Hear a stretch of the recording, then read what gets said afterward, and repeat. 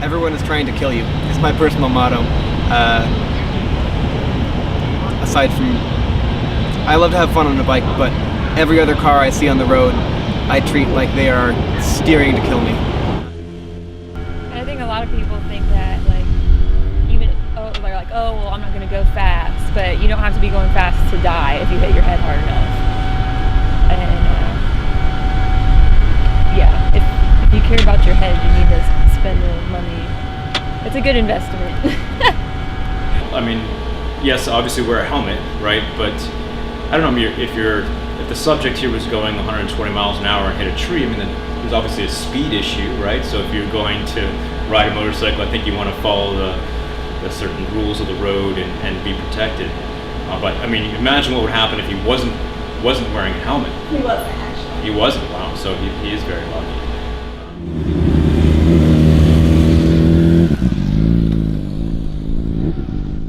On October 12th, 2011, I was hanging out with a friend that just got back from Iraq the month before, and we were just playing video games. We were hanging out.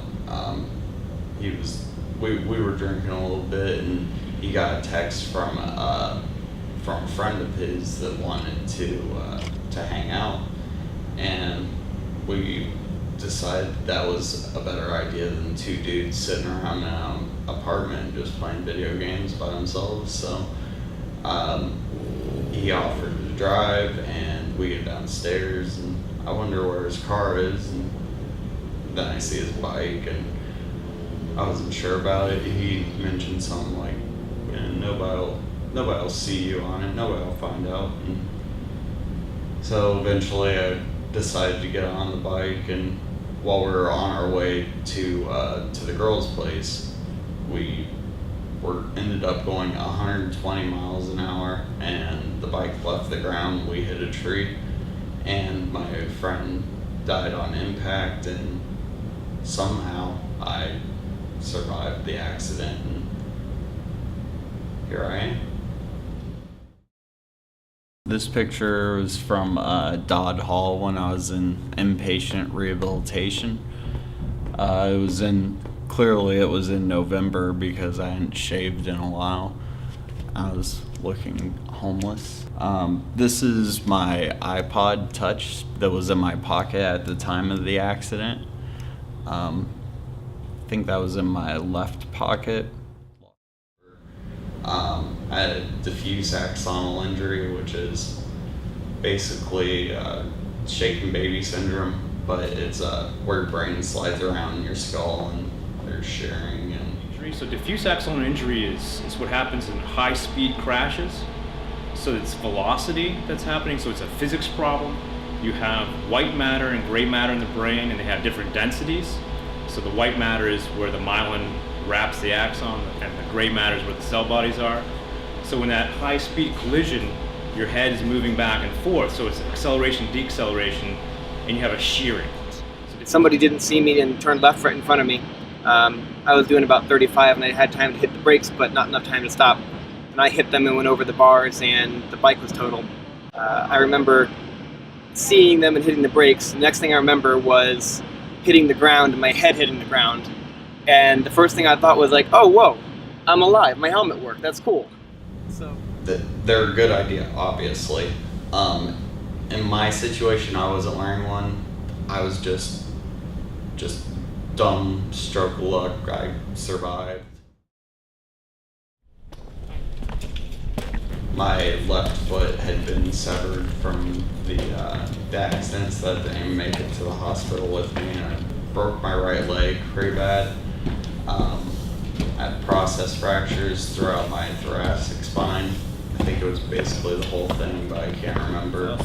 I don't know. People look at me weird in public. I say smart things to children. How'd you lose your leg? No, I didn't listen to my parents. It stays on from suction, like on the liner that you just saw. There's like things in there to help create stronger suction. The release valve is here.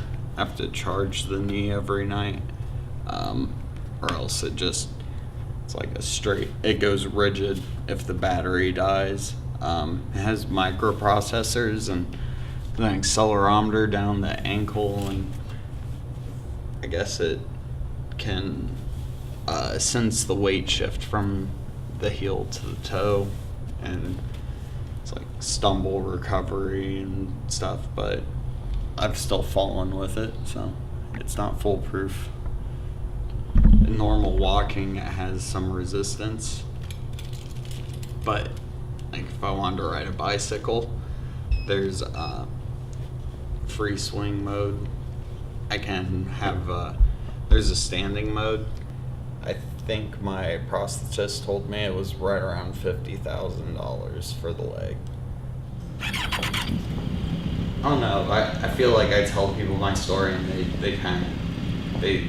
they find inspiration or anything from it. Like since the accident, I quit drinking, I quit smoking cigarettes, and I've lost a lot of weight. I made mistakes, and I guess I'm just doing the best I can to learn from it and live better because of it. So it's a shame I couldn't have done this before that happened, but I can't dwell on that because can't change the decisions that I've already made.